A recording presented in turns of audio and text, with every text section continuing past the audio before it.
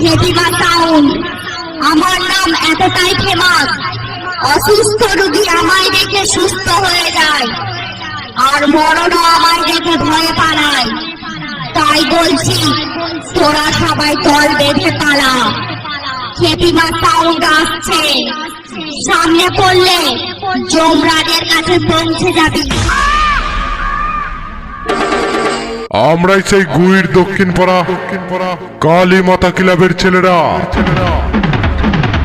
Procession নিয়ে ঢুকছে, রাস্তাটা ক্লিয়ার কর।